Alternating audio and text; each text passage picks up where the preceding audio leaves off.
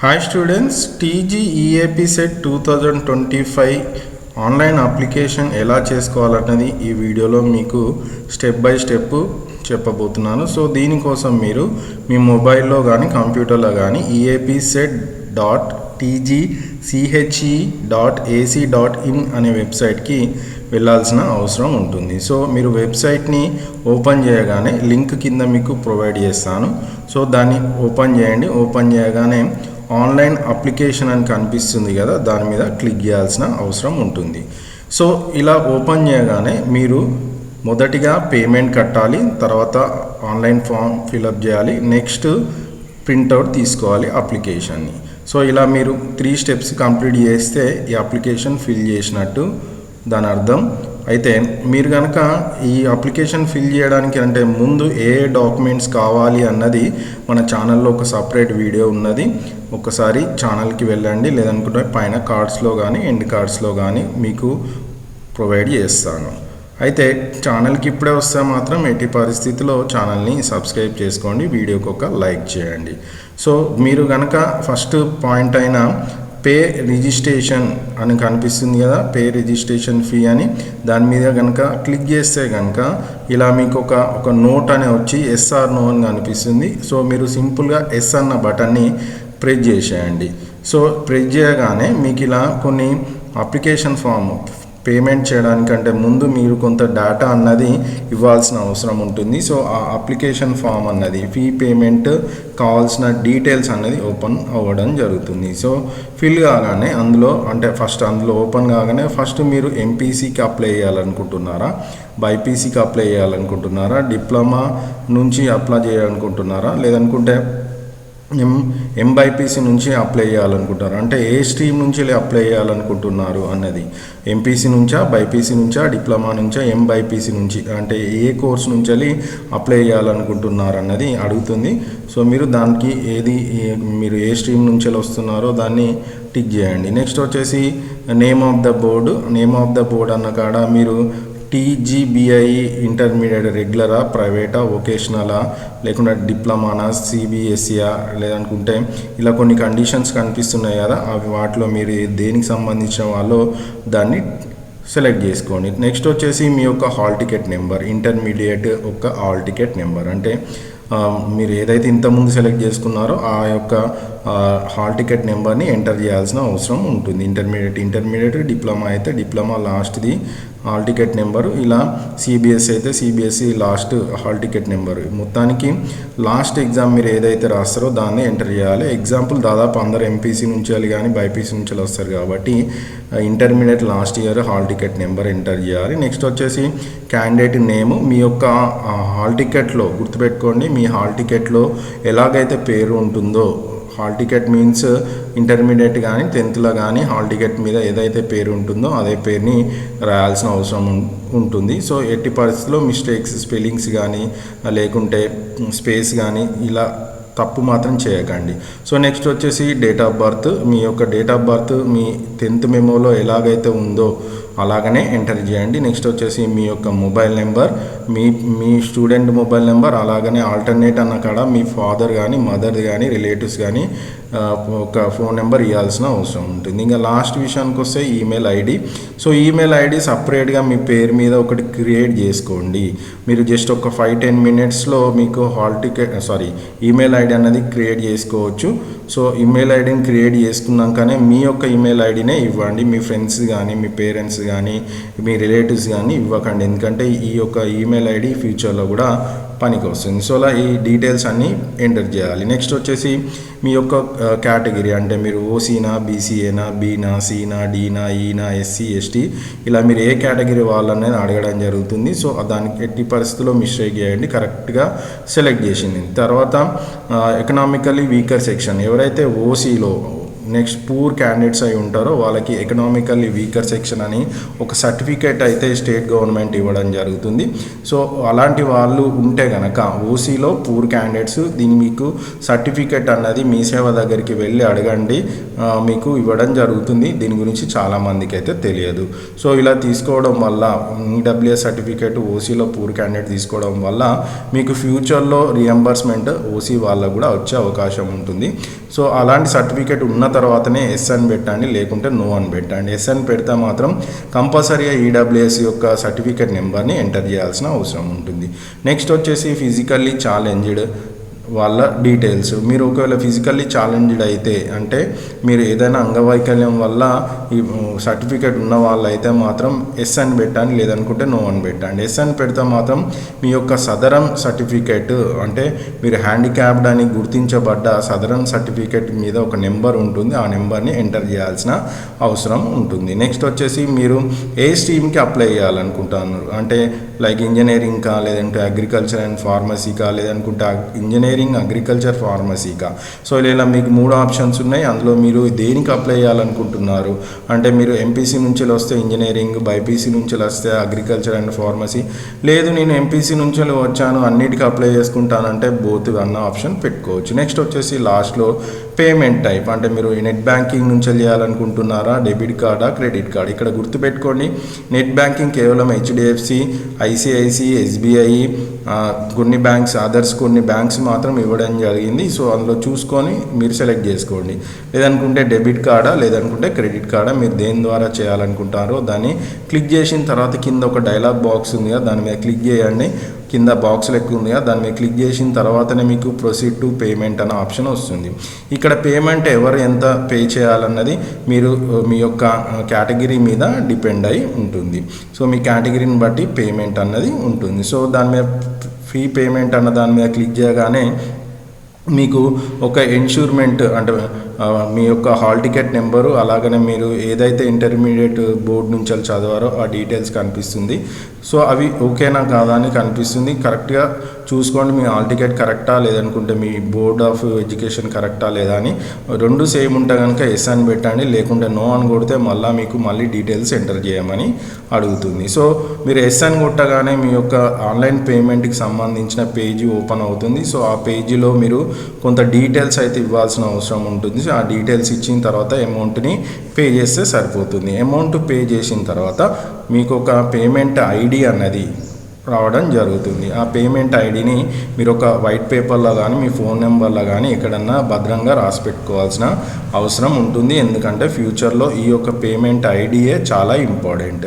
So ఇలా payment ID వచ్చిన వాళ్ళు కింద ప్రొసీడ్ టు ఫిల్ అప్లికేషన్ ఉంది కదా, సో దాని మీద క్లిక్ చేయాలి. ఒకవేళ కనుక ఇక్కడ పేమెంట్ ఐడి రాకపోతే ఏంటి అన్నది వీడియో లాస్ట్లో చెప్తాను. సో లాస్ట్కి వెళ్ళి చూడండి. ఒకవేళ సక్సెస్ఫుల్ అని వస్తే మాత్రం ప్రొసీడ్ టు ఫిల్ అప్లికేషన్కి వెళ్ళండి. లేదనుకుంటే దాని ఇబ్బంది అయి ఉంటే మాత్రం ఆ ఇబ్బందిని ఎలా అంటే ఆ ఇబ్బందిని ఎలా సాల్వ్ చేయాలన్నది కూడా నేను లాస్ట్లో వీడియోలో చెప్తాను. సో నెక్స్ట్ వచ్చేసి ఇంతకుముందు మనం మాట్లాడుకున్నట్టు ప్రొసీడ్ టు ఫిల్ అప్లికేషన్ అని వస్తే మాత్రము క్లిక్ చేసేయండి. డైరెక్ట్గా అప్లికేషన్ ఫిల్లింగ్ స్టేజ్కి వెళ్తాం. అంటే మనం ఫీ పేమెంట్ స్టేజ్ అయిపోయింది. నెక్స్ట్ వచ్చేసి అప్లికేషన్ ఫీ పేమెంట్ నుంచి అప్లికేషన్ ఫిల్లింగ్ స్టేజ్కి వచ్చేసాము. సో ఇక్కడ ఆటోమేటిక్గా మీ యొక్క పేమెంట్ రిఫరెన్స్ ఐడి, అలాగనే మీ యొక్క hall ticket number, me mobile number, date of birth రావడం జరుగుతుంది. ఇవి ఆల్రెడీ మీరు ఎంటర్ చేశారు కాబట్టి.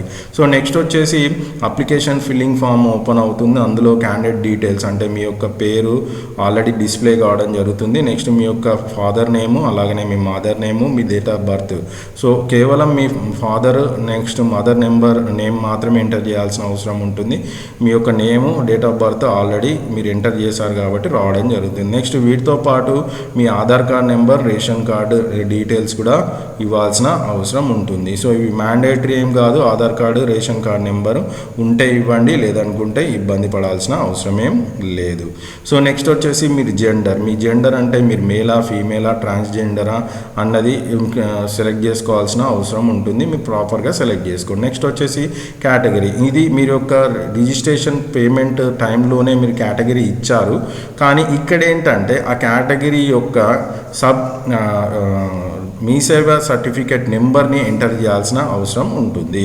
సో ఓన్లీ అక్కడ ఈడబ్ల్యూఎస్ వాళ్ళు మాత్రమే ఈడబ్ల్యూఎస్ సర్టిఫికేట్ నెంబర్ ఇచ్చారు, కానీ ఇక్కడ ఎవరైతే కేటగిరీ వాళ్ళు ఉన్నారో వాళ్ళ యొక్క కేటగిరీ యొక్క క్యాస్ట్ సర్టిఫికేట్ నెంబర్ని ఇవ్వాల్సిన అవసరం ఉంటుంది. సో నెక్స్ట్ వచ్చేసి మీకేమైనా స్పెషల్ రిజర్వేషన్ కేటగిరీ ఉందా, అంటే for example national cadet corps అంటే ఎన్సీసీ కానీ, లేకుంటే కాప్ కానీ అంటే చిల్డ్రన్ ఆఫ్ ఆర్మ్డ్ పర్సనల్ కానీ, స్పోర్ట్స్ గేమ్స్ కానీ, ఆంగ్లో ఇండియన్ కానీ, ఇలా మీకు ఏదైనా స్పెషల్ రిజర్వేషన్ ఉంటే కనుక వాటిని సెలెక్ట్ చేసుకోవాల్సిన అవసరం ఉంటుంది. నెక్స్ట్ వచ్చేసి టైప్ ఆఫ్ పిహెచ్. ఇంతకుముందు అక్కడ కనుక టైప్ ఆఫ్ పిహెచ్ని సెలెక్ట్ చేసుకుంటే కనుక అందులో మీరు ఏ కేటగిరీ కింద వస్తారు అంటే బ్లైండ్నెస్ అండ్ లో విజనా, డెఫ్ అండ్ హార్డ్ హియరింగా. సో అక్కడ పిహెచ్ అని పెట్టుకున్న వాళ్ళు మాత్రం ఇక్కడ మాత్రం అంటే ఏదైతే ఫస్ట్ ఫీ పేమెంట్ చేసినప్పుడు అక్కడ క్లిక్ చేశారు కదా పిహెచ్ ఉంది అని సదరన్ నెంబర్, వాళ్ళు మాత్రం ఇక్కడ కంపల్సరీగా అందులో ఏ కేటగిరీ కింద వస్తారో సెలెక్ట్ చేసుకోవాల్సిన అవసరం ఉంటుంది. సో నెక్స్ట్ వచ్చేసి మైనార్టీ. మీరు ఒకవేళ మైనార్టీ వాళ్ళైతే మైనార్టీ మీద క్లిక్ చేయండి, నాన్ మైనార్టీ అయితే నాన్ మైనార్టీ మీద క్లిక్ చేసి ఆల్రెడీ మీరు పైన కనుక ఒకవేళ ఓసీ, బీసీ అట్లా ఏదైనా పెట్టుకొని ఉంటే ఇక్కడ నాన్ మైనార్టీ మీద చూపిస్తుంది. ఒకవేళ కనుక నాన్ మైనార్టీ ఉంటే అలా ఉంచండి. ఒకవేళ మీరు మైనార్టీ అయితే మాత్రం మార్చాల్సిన అవసరం ఉంటుంది. దాని తర్వాత యాన్యువల్ ఇన్కమ్ సర్టిఫికేట్ యొక్క డీటెయిల్స్. సో అంటే మీరు ఒకవేళ 1 lakh బిలో ఉన్నారా, 1 lakh ఎబోవ్ అండ్ 2 lakh బిలోలు ఉన్నారా, 2 lakh అండ్ ఎబోలో ఉన్నారా అన్న డీటెయిల్స్ ఉన్నాయి కదా, దాని మీద క్లిక్ చేసిన తర్వాత మీ యొక్క మీ సేవ దగ్గర నుంచి తీసుకున్న లేటెస్ట్ గుర్తుపెట్టుకోండి అన్నీ ఇంతకుముందు మనం మాట్లాడిన క్యాస్ట్ సర్టిఫికేట్ కానీ లేదనుకుంటే ఇన్కమ్ కానీ ఈడబ్ల్యూఎస్ సర్టిఫికేట్ కానీ ఇవన్నీ లేటెస్ట్ సర్టిఫికేట్స్ అయి ఉండాలి. ఆ యొక్క నెంబర్ని అయితే ఎంటర్ చేయాల్సిన అవసరం ఉంటుందండి. గుర్తుపెట్టుకోండి ఆ యొక్క మీ సేవ సర్టిఫికేట్ టాప్లో నెంబర్ రాసి ఉంటుంది, టాప్ రైట్ సైడ్ మీద నెంబర్ రాసి ఉంటుంది. నెక్స్ట్ వచ్చేసి candidate bank details. Candidate bank details మీకు అకౌంట్ లేదనుకుంటే మాత్రం మీరు కనుక స్కాలర్షిప్ హోల్డర్స్ అంటే మీరు ఎవరైతే ఇన్కమ్ సర్టిఫికేట్ పెట్టారో వాళ్ళు మాత్రం కంపల్సరీగా బ్యాంక్ అకౌంట్ నెంబర్ తీసుకోండి.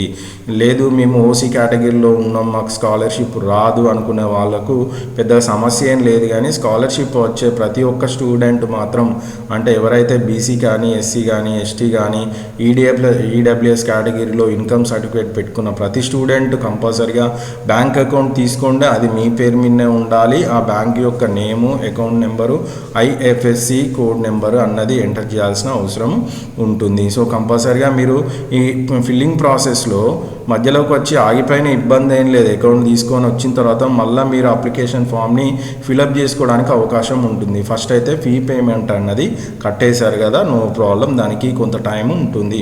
సో నెక్స్ట్ వచ్చేసి అడ్రస్కి విషయానికి వస్తే మీ యొక్క పర్మనెంట్ అడ్రస్ రాసే ప్రయత్నం చేయండి. అంటే మీ హౌస్ నెంబర్, మీ village, street, mandal, district, state, pin code, మీ phone number, already mobile number 2 display అవుతాయి. నెక్స్ట్ వచ్చేసి మీ ఈమెయిల్ ఐడి కూడా డిస్ప్లే అవుతాయి. సో ఇది అడ్రస్ డీటెయిల్స్. నెక్స్ట్ వచ్చేసి qualifying examination. So qualifying examination intermediate అయ్యి అని క్లిక్ చేశారు ఇంకో అంటే ఇంటర్మీడియట్ కానీ ఈక్వలెంట్ టు 10+2 కానీ డిప్లొమా అని అక్కడ సెలెక్ట్ చేసుకున్న వాళ్ళు ఇక్కడ రూరలా అర్బన్ అని అడగడం జరుగుతుంది.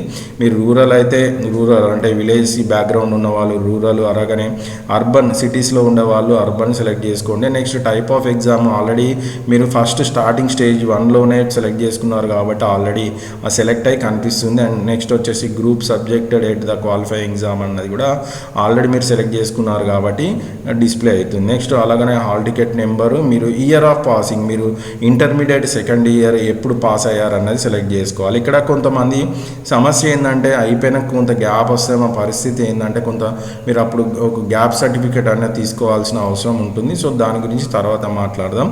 సో మీరు రెగ్యులర్ స్టూడెంట్స్ అయితే మాత్రము మీరు ఏ ఇయర్లో పాస్ అయింది అన్నది సెలెక్ట్ చేసుకొని 10+2 అయి ఉంటే ఇంటర్మీడియట్ అంటే ఏ ఇయర్ క్వాలిఫైయింగ్ అపియర్ అయిన సంవత్సరము ఎప్పుడు పాస్ అయింది అన్నది సెలెక్ట్ చేసుకోవాల్సిన అవసరం ఉంటుంది. నెక్స్ట్ వచ్చేసి medium of instruction at qualifying exam అంటే మీరు ఇంగ్లీష్ చదువుకున్నారా, తెలుగులో చదువుకున్నారా, ఉర్దూనా, అదరా ఏదన్నది సెలెక్ట్ చేసుకోవాలి. నెక్స్ట్ మీడియం ఆఫ్ టెస్ట్ ఏ దాంట్లో చదువుకున్నారు ఫస్ట్ది. నెక్స్ట్ వచ్చేసి మీడియం ఆఫ్ టెస్ట్ మీరు ఇంగ్లీష్ ఉర్దూలో ఎగ్జామ్ రాయాలనుకుంటున్నారా, ఇంగ్లీష్ తెలుగులో రాయాలనుకుంటున్నారా అన్నది మీరు క్లిక్ చేయాల్సిన అవసరం ఉంటుంది.